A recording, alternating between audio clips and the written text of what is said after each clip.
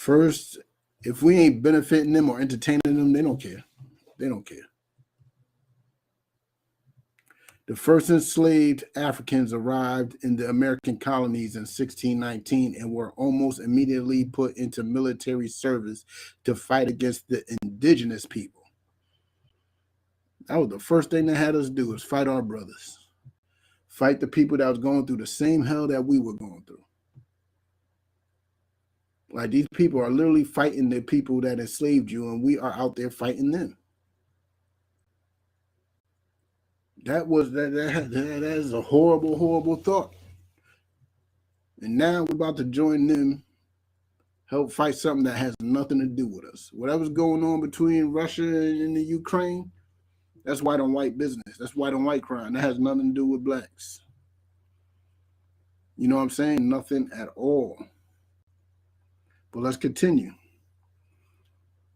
Both free and enslaved black people enlisted in local militias, serving alongside their white neighbors until 1775, when General George Washington took command of the Continental Army. Washington himself, an enslaver from Virginia, saw no need to continue the practice of enlisting black Americans. Like, we need more racism like that. He did not think we were good enough to be in his military, which in turn would save many of our lives. Us not fighting for them is a great thing. It's not a horrible thing. And he didn't want us fighting for him. I don't see what the problem with that is. That's the type of racism that's beneficial for us. Nah, we're not good enough to fight for you. Nah, let us be on the sideline. Let me get this popcorn, sip on a little whiskey, and watch the rockets spread clear. You know, and all the bombs bursting in the air while y'all do it to each other. That's all we should be doing. You know what I'm saying? But let's continue. Oh, what's up with my war band? Oh, it's a custom-made joint. A brother in Connecticut made it. It's a beautiful thing, man.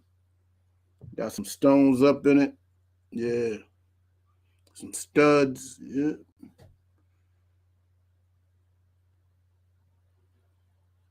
My man said he dropped his recruitment last minute because he woke up. That's right, brother. Because that war would not have been beneficial for you. That was a smart thing to do. Now, next thing you know, you got to do is join the Lord's military, your people's military. Your people do have a military. Black, Hispanic, and Native people do have their own military. It's called the Isupk. You want to fight for somebody, fight for your people. Fight for your people and your people's ideas and agendas. You know what I'm saying? But let's continue. Rather than keeping them in the ranks, he released, through General Horatio Gates, an order in July 1775 saying, "You are not to enlist any deserter from the ministerial British Army, nor any stroller, Negro, or vagabond, or person suspected of being an enemy to the liberty of America." Because Lord knows us Negroes have always been considered enemies. They prove it to us every day. They prove that we're enemies every day. They don't care about us. We could fight for them, love them as much as we love our own mama. And they will not care. We will still have to go. Like many of his compatriots, including Thomas Jefferson, Washington did not see the fight for American independence as being relevant to the freedom of enslaved black people. Because we are not American citizens. That's something that we got to realize to this day, that we are not American citizens. Even George Washington and Thomas Jefferson, who I believe is on that Constitution, his signature is on it, did not believe that America's independence had anything to do with us Negroes. They did not see that. We was not a thought when they wrote that. When they wrote all men shall be created equal, we weren't in their mind at all. So stop thinking that you're equal now, because you're not. That leaves you with two options, because equality isn't real. That leaves you with two options: inferiority or superiority. Which one do you want? If you want inferiority, well, just pick up that American flag and wave it with pride, because that's what you're going to be. If you want superiority and being a free man, you better get up in this ISUPK. You better get up in here as quick as possible. You know what I'm saying? But let's continue. In October of that same year, Washington convened a council to reevaluate the order against black soldiers in the military. Now, he thought about it, because at some point they were getting their butts kicked, especially in the Civil War. Ooh, the Union was getting their butt kicked in the Civil War. But let's continue. Washington convened a council to reevaluate the order against black soldiers in the military. The council opted to continue the ban on African American service. So they continued the ban, voting unanimously to reject all slaves, and by a great majority to reject Negroes altogether.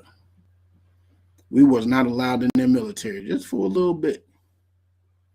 For a little bit, we wasn't allowed in. That was a beautiful time. We didn't have to fight their wars for a little bit, but unfortunately, that did not happen. I want to show you why. Let's get to I think the War of 1812 was there right after that.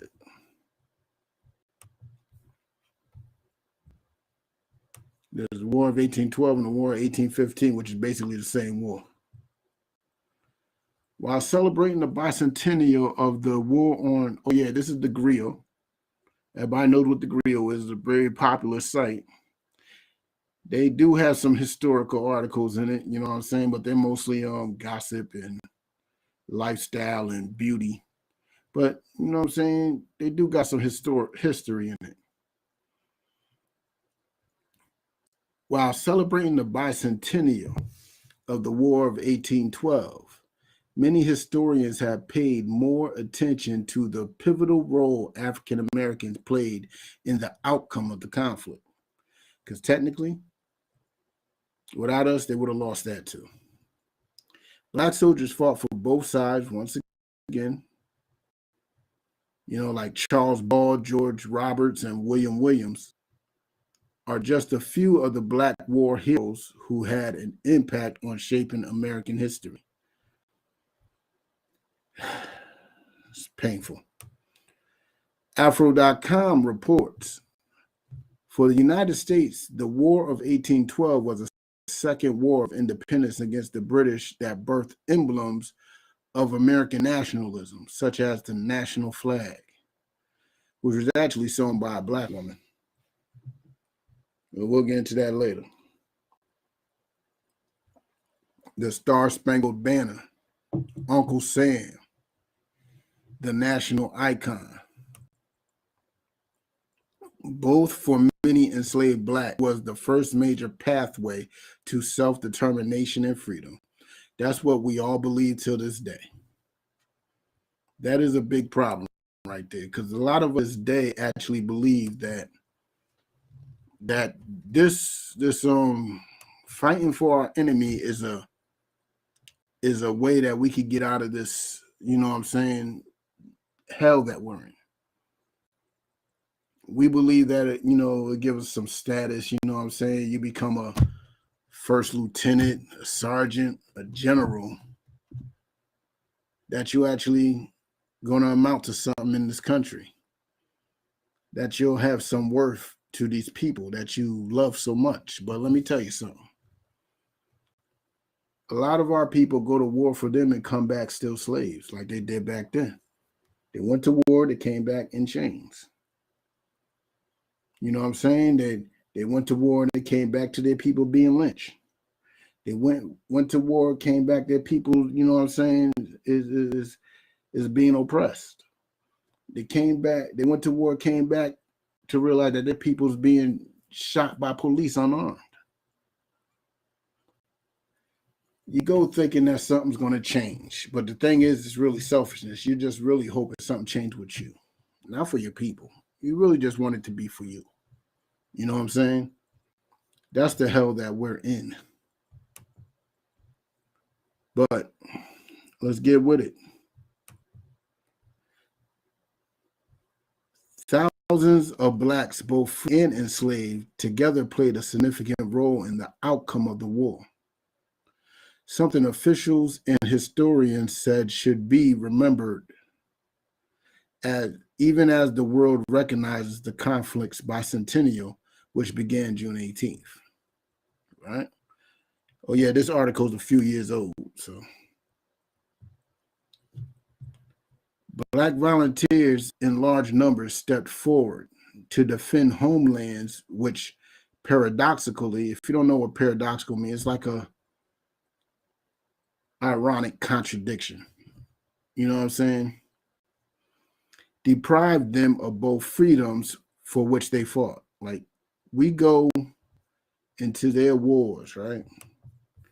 Fighting for our enemies' freedoms. We're fighting for our enemies' agendas, thinking that we're going to benefit. No, we don't benefit.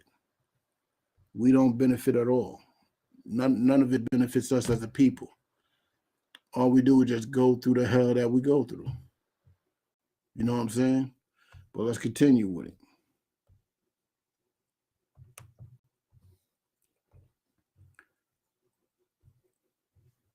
My bad, Slovakia. Black volunteers in large numbers stepped forward to defend homelands, which paradoxically deprived them of both freedoms for which they fought, wrote historian Gerard T. Althoff in his book, Amongst My Best Men, African Americans and the War of 1812. In spite of overt prejudice, discrimination, and hatred, African Americans stepped forward to serve, either in a civilian or a military capacity. So even in the war of 1812, a lot of us were basically civilians fighting their war. Something as if you see what they're doing in the Ukraine, they're giving civilians guns and stuff to fight the war. They're not trained at all. A lot of the African Americans, a lot of our ancestors actually were that, because we weren't allowed to join the ranks, were actually just civilians with guns. And us being civilians with guns did better than a lot of their trained soldiers, than the majority of their trained soldiers. You know what I'm saying? For enslaved blacks with an eye, you know what I'm saying, with an eye toward freedom, the war offered several options. They could fight for the U.S., run away, and seek freedom among the natives. See, that's what a lot of y'all got messed up too. Let's talk about that real quick. A lot of y'all actually believe that the native brothers and sisters actually enslaved us. But let me tell you something. They took that title as enslaving us to cover up what they really were doing. They were hiding us. They were really hiding us. You think if they wanted to, they just couldn't just come take us back from them? Yeah, they could have. But the truth was that would cause a whole nother problem. They might not make it out, especially if they're individuals. But yeah, a lot of us hid amongst our native brothers and sisters. The same native and brothers and sisters, when we got off the boat, the white man put us to war against them. You know what I'm saying? But we know what it is. He is for sure the devil that the Bible speaks of. You know what I'm saying? Let's get a little more. Oops, oh, I guess they ain't bringing that up. But let's go to the next war then.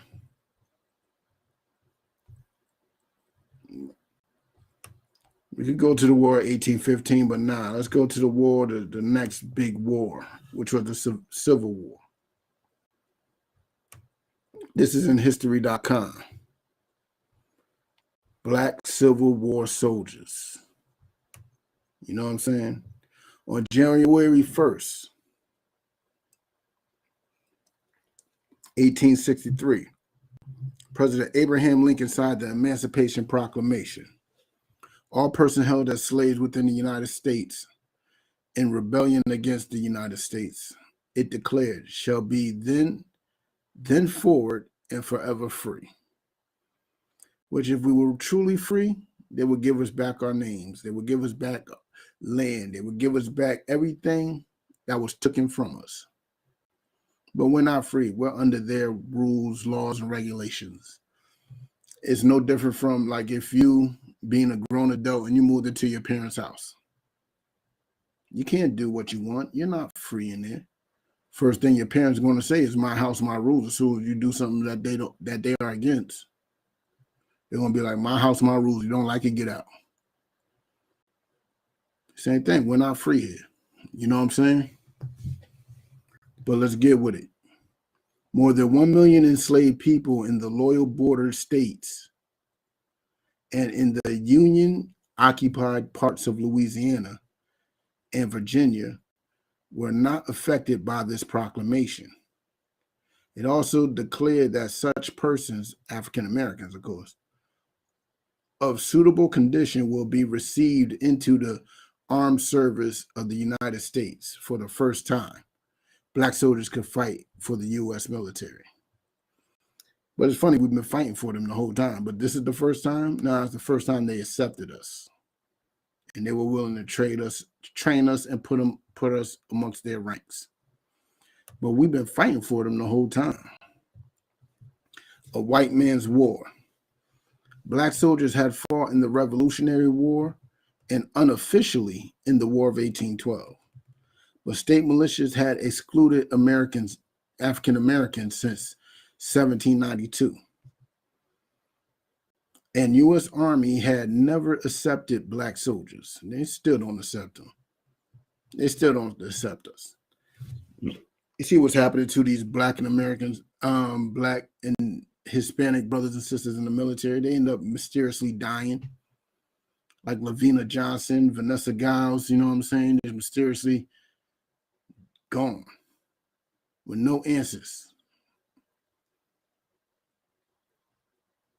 All right, let's continue. The U.S. Army had never accepted black soldiers. The U.S. Navy, on the other hand, was more progressive. The African Americans had been serving as shipboard firemen, stewards, coal heavers, and even boat pilots since 1861. They say boat pilots for a reason. That means we were driving the boat, but we weren't allowed to be called captains. You know what I'm saying? Did you know 16 black soldiers won the Congressional Medal of Honor? See, that's the problem. That's the problem right there. That's the problem. That's our problem as a people right there, looking for acceptance, for that acceptance. You know what I'm saying? And that is our problem. But we're going to get into something real quick.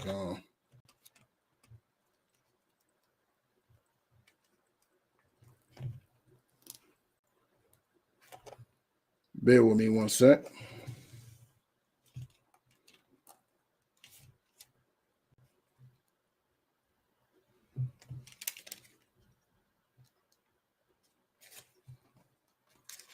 Bear with me one sec.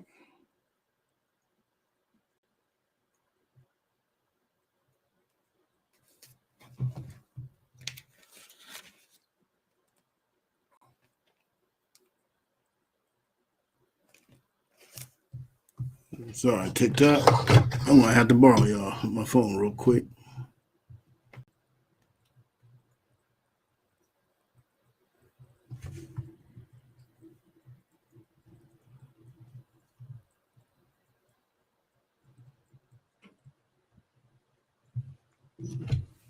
All right. We're going to go to Revelations 13 and 16. All right. We're going to talk about this mark real quick.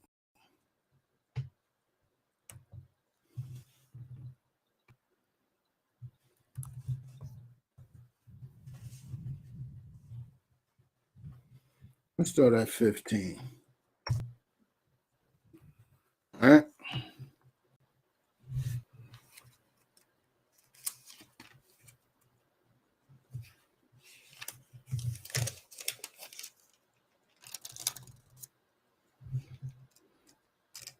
right, Revelation 13 and 15. Hopefully you're there. If you got it, cool. Follow along with me. Follow along with me. Give you a little clarification on what this mark of the beast is, because it's very important during these times that you understand it. All right.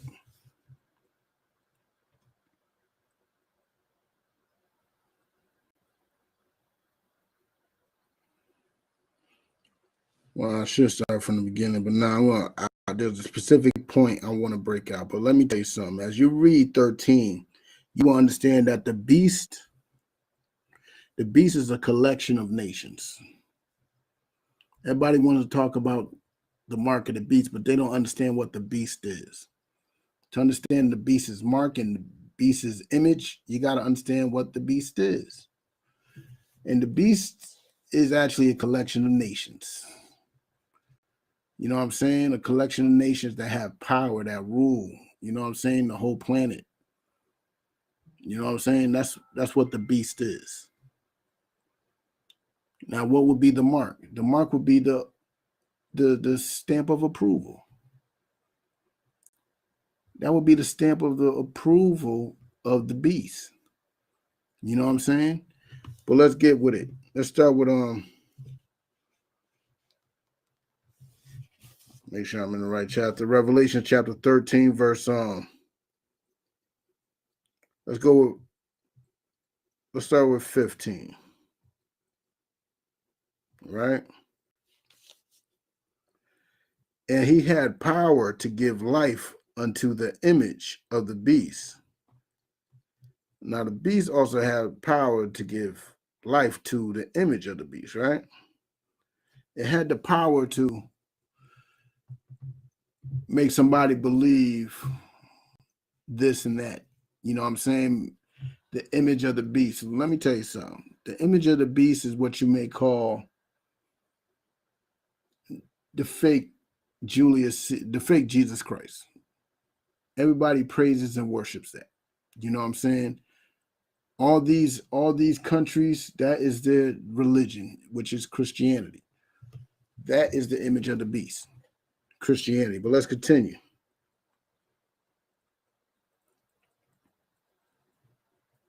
That the image of the beast should both speak and cause that as many or would not worship the image of the beast should be killed. Like, if you're not falling under the rule of this beast, falling under his image, falling under his worship, if you're not worshiping it, if you're not doing everything that, for one, you got to remember, this is talking about nations. So this ain't talking about individuals. It's talking about nations. You know what I'm saying? And if you ain't able to fall under, like Russia did not fall under it. They did not fall into submission. Russia did not submit. You know what I'm saying? But let's continue.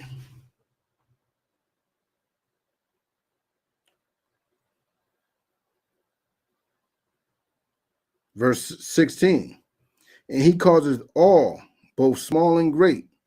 Now it's causing all, both small and great. What are you talking about, small and great? Now this could even be brought all the way up to small countries to even great countries. All, small and great, even to the great individuals of those countries to the smallest individuals of those countries. You know what I'm saying? Let's continue. Rich and poor. Rich countries, poor countries. Rich man, poor man. Free and bond. Free countries, bond countries. Free man, bond man. To receive the mark in their right hand. What does it mean? The mark, remember, the mark is the approval of this beast. It's an approval. And it's put in your hand. That means the work that you are doing with your hands, they approve of. So when you join that U.S. military, they are approving of your work that you are about to do with your hands. So you join that military, you are receiving the mark of the beast. You join that Christian church, you are receiving the mark of the beast. You sell drugs to your people, you are receiving the mark of the beast. You doing what this beast wants you to do, you got that mark right in your right hand. You got that mark right in your right hand. You know what I'm saying? Let's continue. Or in their forehead. What do it mean in their forehead? Remember, the mark is an approval, a stamp of approval. So what stamp of approval? Why would they stamp your forehead for a stamp of approval? Because it's your thoughts. It's your thoughts. If you're thinking about, you know what I'm saying, making an OnlyFans page, you're thinking about leaving your husband, if you're thinking about infiltrating a country that the world don't want you to infiltrate, if you're thinking about doing anything that against what this beast is telling the whole world to do, you're not approved. But if you do what he told you to do, you're approved. You know what I'm saying? Look at the Cuban Missile Crisis. Cuba became allies with Russia, which is prime land, turf, and everything for Russians. The Russians could set up a military base right under America's nose, which is what America wanted to do with the Ukraine, to set up a military base right under Russia's nose. But no, the mark of the beast has power. NATO has power. The UN has power. You know what I'm saying? But let's continue. And that no man might buy or sell. Look, remember, this is about nations. Us as Black, Hispanic, and Natives, as a nation, we don't have no major resources to buy or sell. But look, depending on if these nations have the mark of the beast, the mark could approve if that nation could buy or sell. What is that telling you? What does that sound like is being done to Russia right now?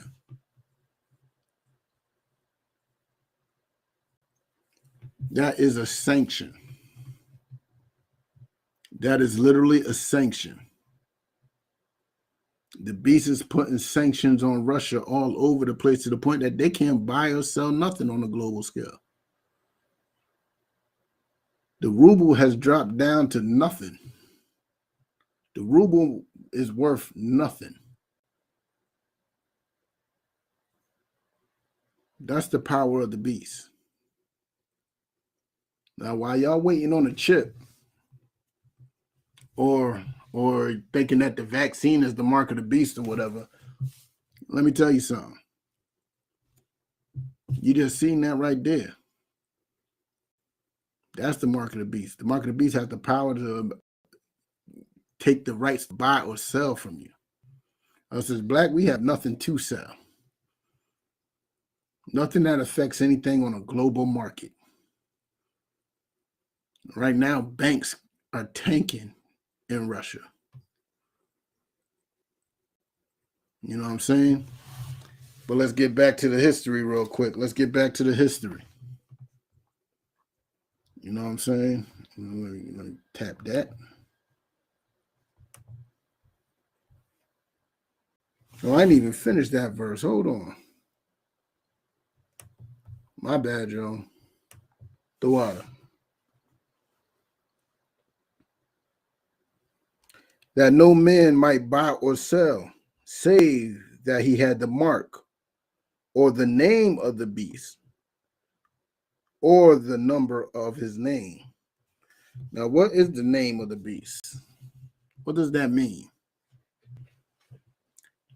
The name of the beast is his reputation, his recognition, his, you know what I'm saying? How may I say it? Like, All right, let me put it in street talk with you, right, real quick. You're in a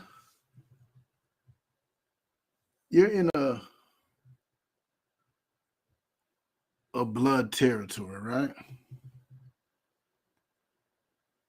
You know what I'm saying? And let's pretend the Bloods are the beasts of that land, right? You got Pyru, Damu, all that right there, right? And you come, and two different dudes come down, right? You got a dude with a blue bandana, rocking blue from head to toe. How much moves you be able to think that he's gonna rock? He's gonna be able to make in that blood territory. How many moves you think he can make? He probably won't even be able to make it out of there. But if he's wearing the name and repping that 5, if he's garnering that reputation, you know what I'm saying? If he has that red mark on him, that red flag, what moves he be able to do? He'd be able to move comfortably. He'd be able to do what he wants. Because he's part of that reputation. He's part of that click up. Russia's not part of that click up. So Russia can't make moves. But you joining the military, getting that mark on your hand and your forehead, that's the mark of the beast right there. Hopefully I cleared something up for y'all. If y'all got questions, don't be scared to ask, man. Don't be scared to ask. But let's get with it. After the Civil War broke out, abolitionists such as Frederick Douglass argued that the enlistment of black soldiers would help the North win the war and would be a huge step in the fight for equal rights. Yeah, we see how well that did. How well that panned out for us. Somebody go ask Frederick Douglass how well that panned out for us.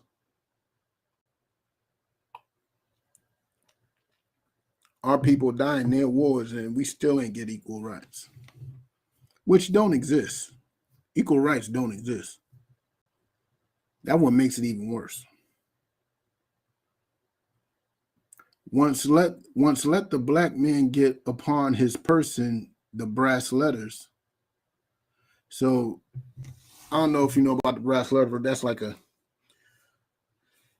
basically the buttons back then were made of brass. It's like the reputation of you being in the military, right? If once a black man gets that, let's see what he has to say. Let him get an eagle on his button and a musket on his shoulder and bullets in his pockets, Douglass said, and there is no power on earth which can deny that he has earned the right to citizenship. Wow. Isn't that beautiful, y'all? There's not a power on this earth that can deny it. But let me tell you something. It's being denied to this day. It's being denied to this day. So I guess there is a power that could deny it. There is a power on this earth that can deny it. However, this is just what President Lincoln was afraid of. He worried that arming African Americans, particularly former or escaped slaves, would push the loyal border states to secede. This, in turn, would make it almost impossible for the Union to win the war. See, Lincoln wasn't thinking too bad. He was thinking if you bring slaves, you know, they're slaves. They're going to fight for master. The Second Confiscation and Militia Act of 1862. However, after 2 grueling years of war, President Lincoln began to reconsider his position on black soldiers. The war did not appear to be anywhere near an end, and the Union Army badly needed soldiers. White volunteers were dwindling in numbers, and African Americans were more eager to fight than ever. So let me bust that down very simple for y'all, all right? Let me make it clear for y'all. The Union was getting his butt kicked. So Lincoln was like, oh crap, nobody's volunteering. The South is about this close to winning. I need more soldiers. I don't want these black dudes up in here, but I really got no choice. So he lets us on in. He lets us on in. But let's continue. Right?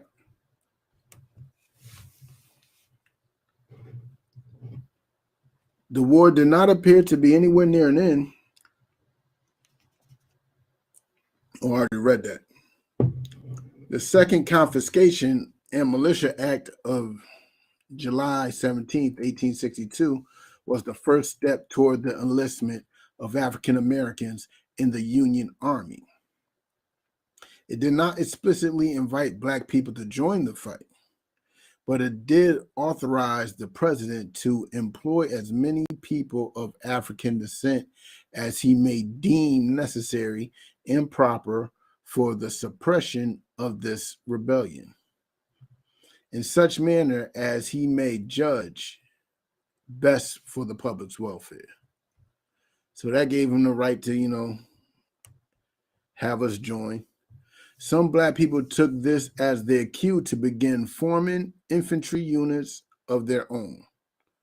African Americans from New Orleans formed 3 National Guard units: the 1st, 2nd, and 3rd Louisiana Native Guard. These became the 73rd, 74th, and 75th United States Colored Infantry. The 1st Canvas Colored Infantry, later the 79th Colored Infantry, fought in the October 1862 skirmish at Island Mound, Missouri, and the 1st South Carolina Infantry, African descent, later the 33rd United States Colored Infantry, went on its first expedition in November 1862. These unofficial regiments were officially mustered into service in January 1963. So they weren't even official till after they showed what they were worth. You know what I'm saying? They had to put in some work to show what they were worth before they even were official. Now, this one is close to Massachusetts, the 54th Regiment, the very famous Civil War regiment. That's what the what was that movie? Denzel Washington was in it. About black military men back in the 80s. I forgot the name of that movie. If y'all know the name, type it on in. But there was a movie in the 80s about the 54th Regiment. You know what I'm saying? It's a good movie too. That's the one you see with Denzel Washington getting whipped in the back and just one tear drops. That's what the movie's famous for. But let's get with it. The 54th Massachusetts. Early in February 1863, the abolitionist governor John A. Andrew of Massachusetts issued the Civil War's first official call for black soldiers. More than 1,000 men responded. They formed the 54th Massachusetts Infantry Regiment, the first black regiment to be raised in the North. Many of the 54th soldiers did not even come from Massachusetts. 1/4 came from slave states, and some came from as far away as Canada and the Caribbean. A lot of you ADOS cats out there. I'm sorry, I got a certain disdain for ADOS because ADOS is literally being ran by a Jewish girl. Literally being ran by a Jewish girl who wants to cause division between Negroes in America and every other Negro on this planet. It's called the American Descendants of Slavery. So if you're Caribbean, you're not a part of it. If you're Hispanic, you're not a part of it. If you're Native, you're not a part of it. It's only for those who descended from slavery that's in America, which is disgusting. But as you can see, the brothers in the Caribbean actually was with us from the beginning too. But that's something ADOS don't want to talk about, because they are being led by a Jewish woman who just happens to have a black mother, and they hang on her word. But that's more division right there. You know what I'm saying? But let's get with it. Okay. All right, there it is. To lead the 54th Massachusetts, Governor Andrew chose a young white officer named Robert Gould Shaw. You know what I'm saying? So you couldn't even lead our own units. On July 18th, 1863, the 54th Massachusetts stormed Fort Wagner, which guarded the port of Charleston in South Carolina. It was the first time in the Civil War that black troops led any infantry attack. Unfortunately, the 600 men of the 54th were outgunned, outnumbered. 1,700 Confederate soldiers waited inside the fort, ready for battle. Almost half of the charging Union soldiers, including Colonel Shaw, were killed. Confederate threats. You know what I'm saying? Let's drop that real quick. Hold on. And y'all see that. These brothers went to war. They were excited. They thought they were going to win, but well, they did win, but at the same time, they died. A lot of brothers died. Over half of those numbers died. You know what I'm saying? But let's get with it. Let's get Proverbs 11 and 21.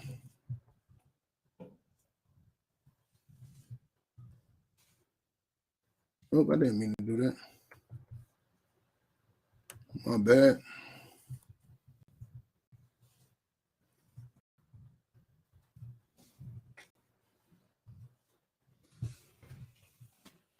Give y'all a second to get there.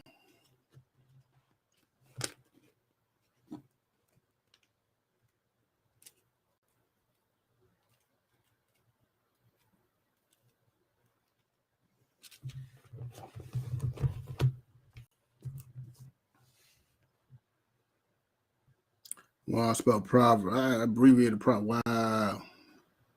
Don't pay attention to that. All right. But we're going to read it, all right? Proverbs chapter 11, verse 21. Though hand join in hand. What does that mean, though hand join in hand? What does that mean? Let me tell you something.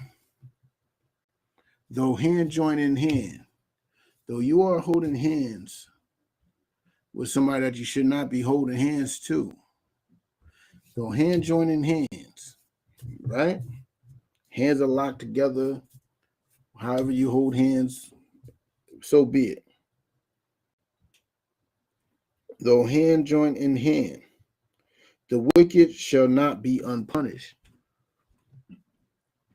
Though hand join in hand, you might be a good person, good-hearted. You believe everybody should come together and love each other. You know what I'm saying? You believe that everybody has the right to change. You believe love is love. But guess what? You're holding hands with the wicked. Remember, this is bigger than individuals. But you holding hands with the wicked, which is your enemy, which is the same people that oppress you, day by day. You're holding hands with them, right? You're holding hands with the wicked. They shall not go unpunished. What does that mean? Holding hands with somebody that is going to get punished.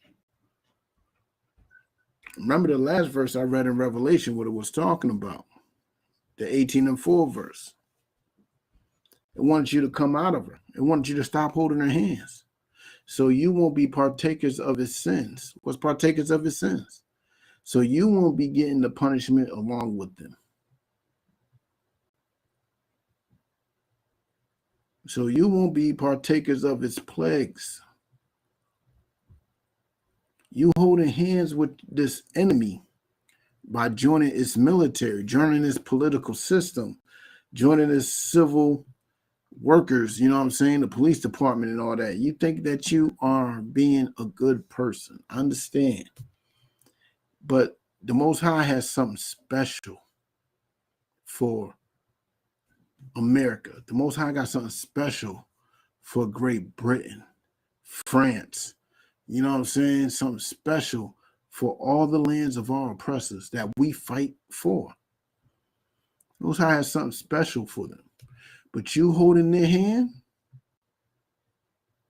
You think the Most High going like, hold on, let me try to get around? No. You're going to have to catch that too. You're going to have to catch that heat along with your enemy. All right, so let me roll it back a little bit. Though hand joint in hand, the wicked shall not be unpunished, but the seed of the righteous shall be delivered. The Most High is going to rip your hand away from them. And if you still refuse, you still hold on too tight, well, you're going to have to catch that. But you see this COVID was the Most High trying to rip our hands, but we ain't listen. We ain't listen. We was quarantined for what, about a good 3 months. It would have been a great time. We missed that opportunity. That would have been a great time to come together. 3 months, been a great time to come together, but nope. What happened to Ahmaud Arbery? Next thing you know, we're looking for white allies. Let me tell you something. There's no such thing as a white ally. White allies don't exist. I'm going to be honest with you. White allies just don't exist. No matter how much you would like them to, they don't. You know what I'm saying? They absolutely don't exist. So don't hand join in hand with your white ally in that military that you are forced to call your brother. Guess what? You're going to have to catch that fervent heat along with your brother. When Putin decides to press that button, because nobody's letting him take over the Ukraine, because America's sending billions of dollars over there. You know, that button's going to get pressed. I'm going to try to get in a chariot. That's my whole position right now. I don't care if I got to be the window washer in the chariot. If I got to sit on the floor, there's no more seats in the chariot. I'll take the floor. Do I need a seatbelt? I don't care. I just want to get up in there, so I won't be catching that heat. Lord knows I do not want to hold hands with them. You know what I'm saying? But let's drop that. Let's get on back with this history. Let's go back to the thing I was at before.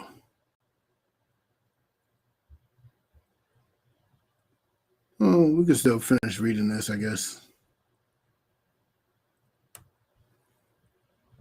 Confederate threats. In general, the Union was reluctant to use African American troops in combat. This was partly due to racism, of course. There were many Union officers who believed that black soldiers were not as skilled or as brave as white soldiers were. By this logic, they thought that African Americans were better suited for jobs as carpenters, cooks, guards, scouts, and teamsters. Black soldiers and their officers were also in grave danger. If they were captured in battle, Confederate President Jefferson Davis called the Emancipation Proclamation the most execrable measure in the history of guilty men. We'll have to look that up. Let's look that up now. Slovakia. Look up that word.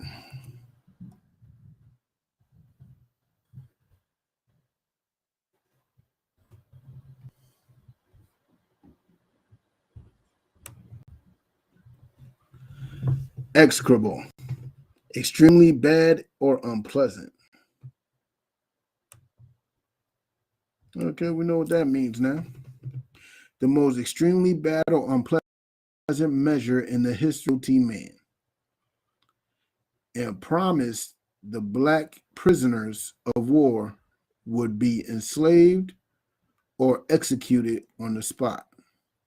So you as a Union soldier fighting your master's war, the opposite side is saying, if you're caught, you're not a prisoner of war, you're either going to be a slave again or you're going to be executed immediately. You got two options at that point, either to leave or to fight harder. What do you think we did? What do you think we did? Hold on. Shalom, sir. Yahbashim Yahweh Baraka Thus. Shalom, Officer McCobbin. Oh, yeah, I mailed that out today. It should be there at your crib at least by tomorrow or the day after, all right? Just letting you know, sir. But let's get with it.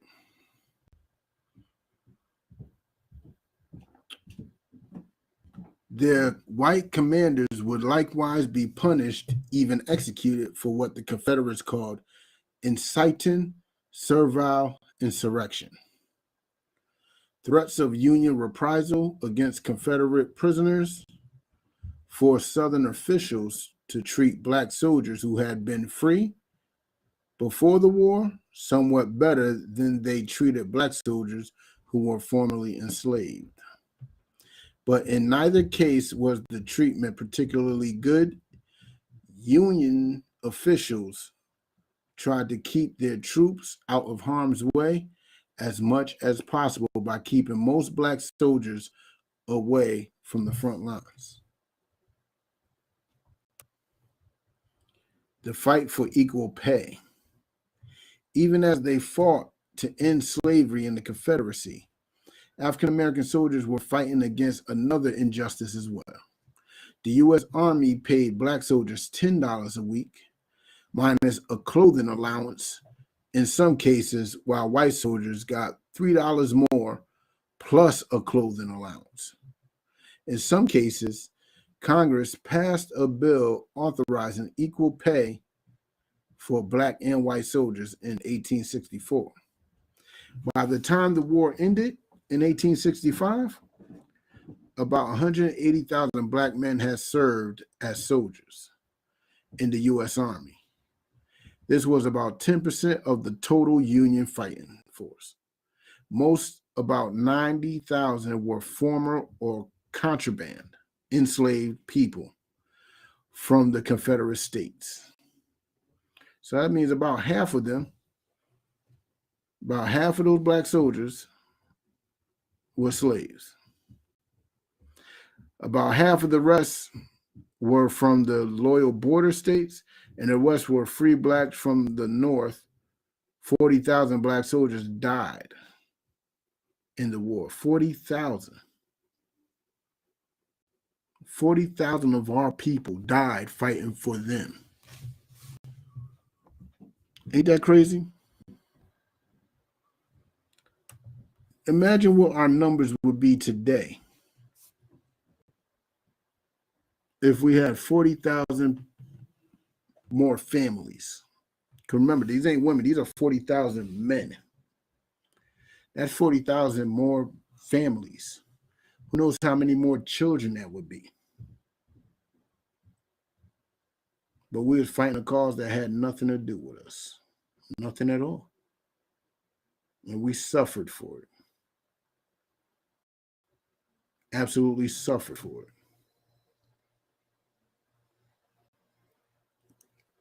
Well, let's get it with it. Let's get with it.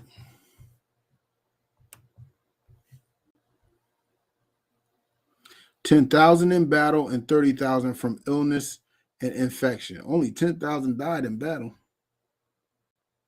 30,000 died from some type of ill disease that they did not want to treat. I'm telling you, they probably had treatments and did not give it to them. Just like they did during Tuskegee experiment. You know what I'm saying? Just like they did with Tuskegee experiment. But let's get with it. Let's get back to these little snippets over here.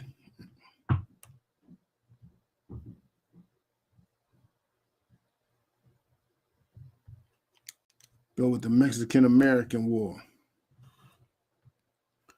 A number of African Americans in the Army during the Mexican-American War were servants of the officers who received government compensation for their services, of their servants or slaves.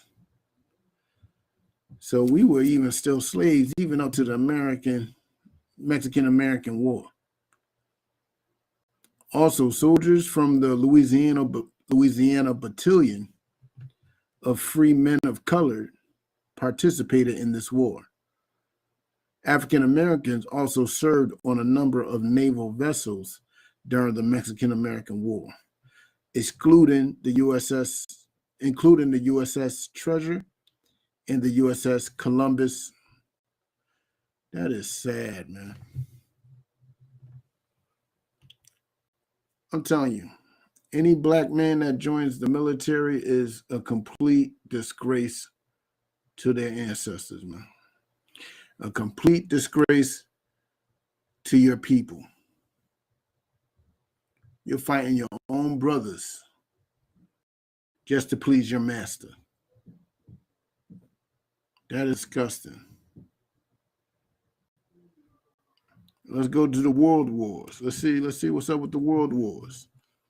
When the war broke out, several African Americans joined Allied armies. Most notable, Eugene Bullard and Bob Scalone joined the French Foreign Legion within weeks of the start of the war. Of the 12 African Americans who joined the Legion at the start, only 2 survived the war. So 10 of those brothers died, fighting a war that had nothing to do with us.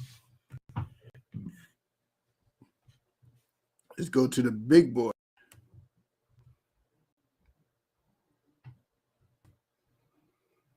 The Pittsburgh Courier was one of the most influential African-American newspapers of World War II and the source of what came to be called the Double V campaign.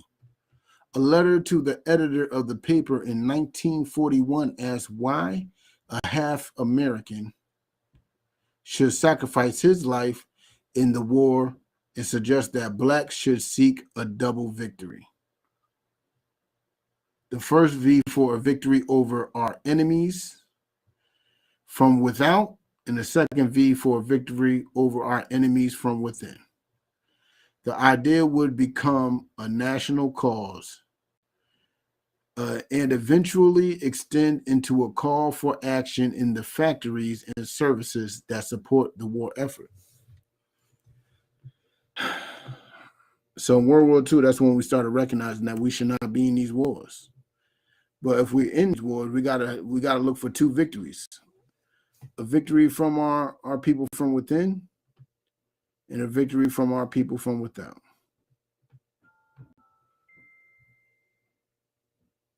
That is disgusting. I'm not even sure I want to read it. I want to read it because integration is a disgusting thing.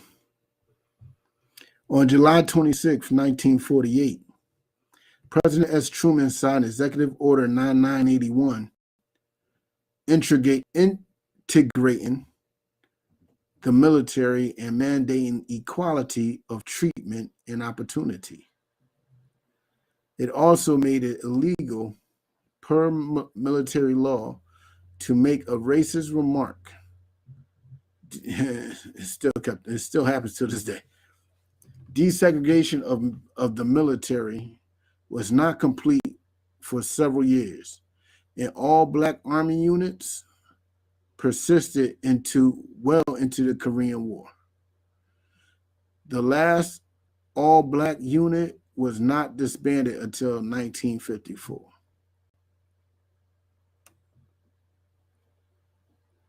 Korean War.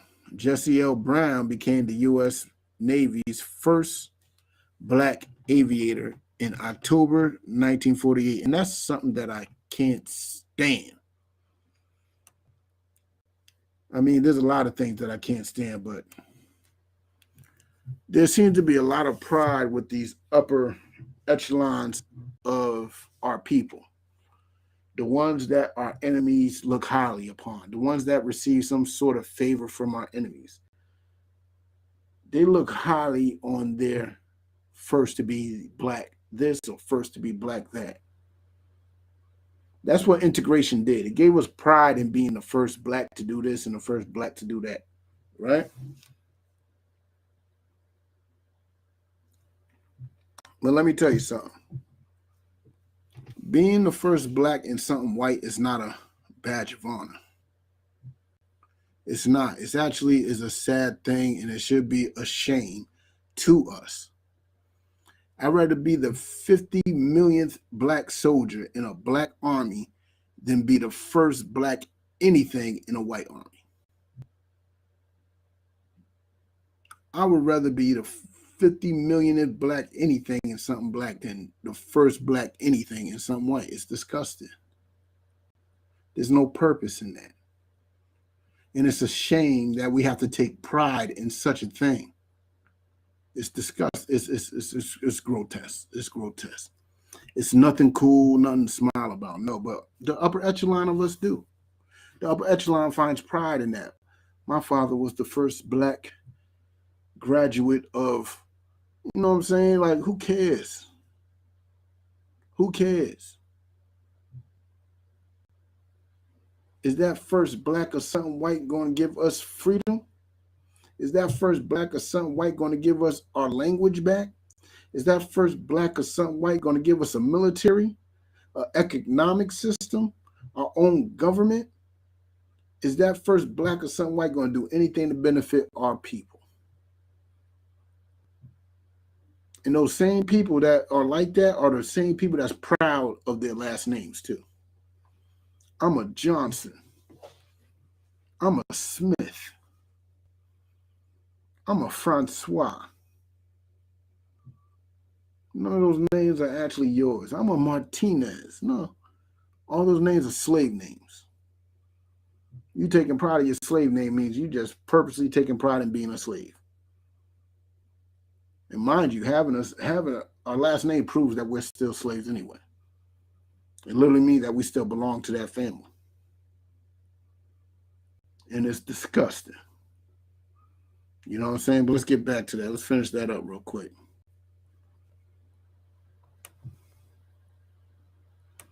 Oh, my bad.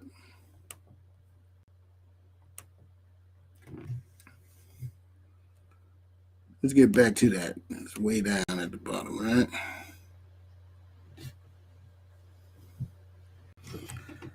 He died when his plane was shot down during the Battle of Chosin Reservoir in North Korea. Look at that. First Black aviator, and guess what? Your plane was shot down. Now what good is it? Now what good is that? You were a casualty of the war that I'm pretty sure if you had children, you might do. They take pride in that last name Brown and everything. And look, you died fighting for your enemy.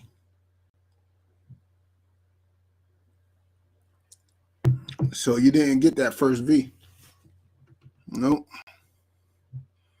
He was unable to parachute from his crippled F-4U Corsair and crash landed successfully.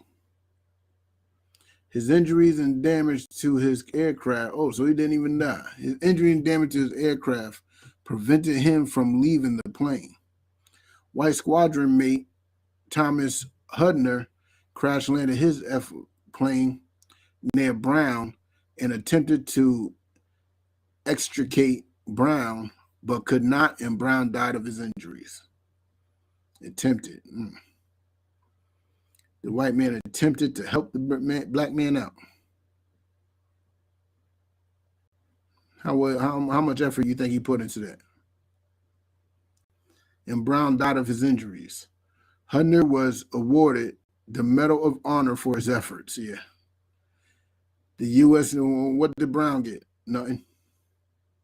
The U.S. Navy honored Brown by naming a frigate after him, a USS Jesse L. Brown. So they named a ship after him. Guess what? Congratulations. It does nothing for Black, Hispanic, and people. It means nothing.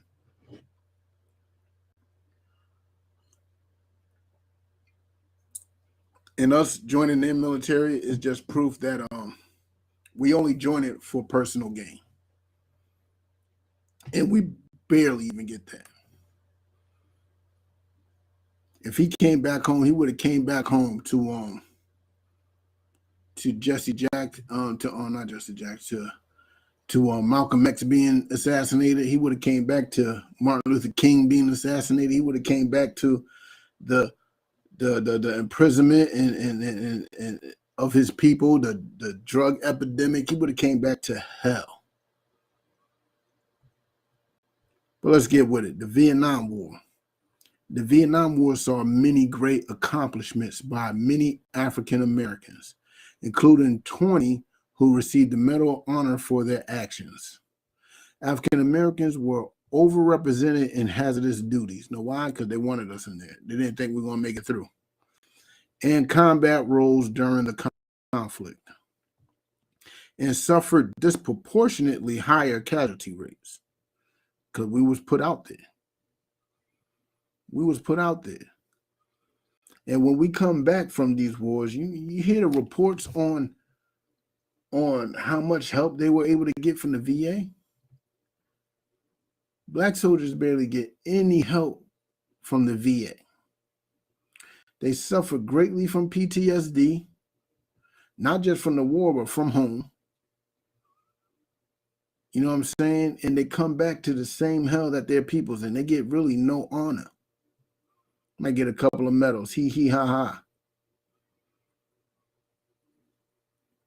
But let's continue.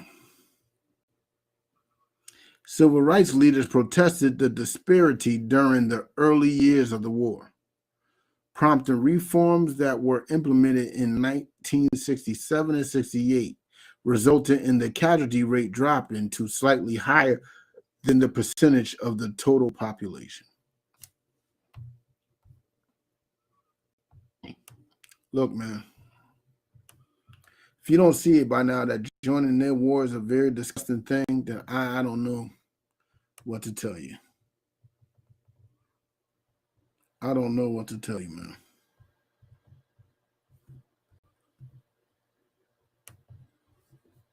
But I thought this class would be great for the time. You know what I'm saying? War is coming. War is coming for America. The question is, what side are you going to be on? What side you going to lead? You know what I'm saying? Because this is not our war. This is not our fight.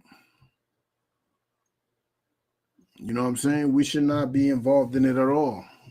But I know we got people that's already in it, signed contracts, they can't leave it.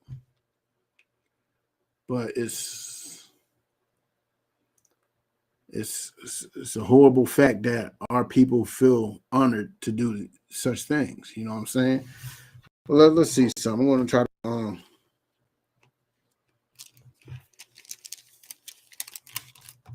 655.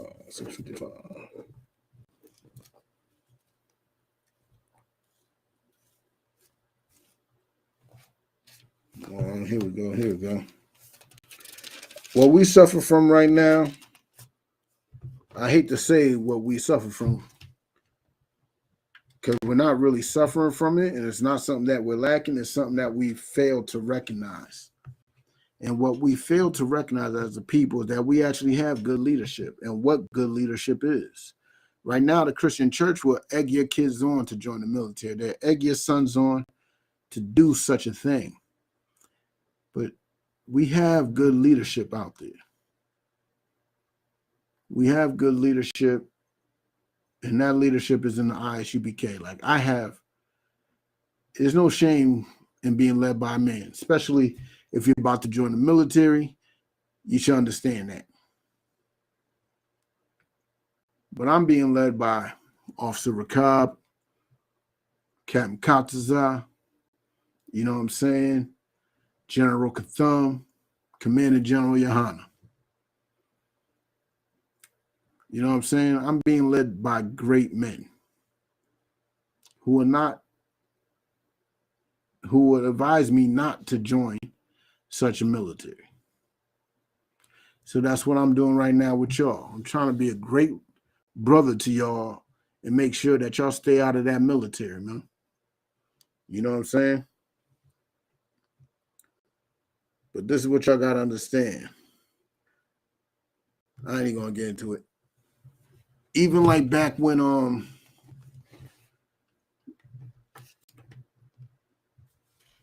like what you need to do is understand this, right? We have our own military as Black, Hispanic, and Native people. And you should understand that that's more important than joining your enemy's military. It's not going to end well for you. It's about to get hot in here, and I want you on the cool side. Come sit at the cool table with us, all right? And I want to end the class on that, and I want to tell you right now, man, we have the Passover coming up in about a month. More like 6 weeks, but you know what I'm saying? Don't rain on my parade. It's a month from now. The Passover going down in Cocoa Beach, Florida, April 15th. You know what I'm saying? Get your tickets. It's going down. You know what I'm saying? I'm going to be there. I have to be there. I want to be there. It's going to be an exciting thing. You know what I'm saying? If you want to be a trooper in this school, if you want to join this military of the Lord, getting all black. Getting all black, black shoes, black boots, black shirt, black headpiece, black pants, getting all black. You know what I'm saying? Go through the things I had to go through. Join this brotherhood properly. Don't just sit there in class, learn something, and next thing you know, you're starting your own little group somewhere. Giving us a bad name. You can't really give us a bad name, but you know what I'm saying. And with that, shalom.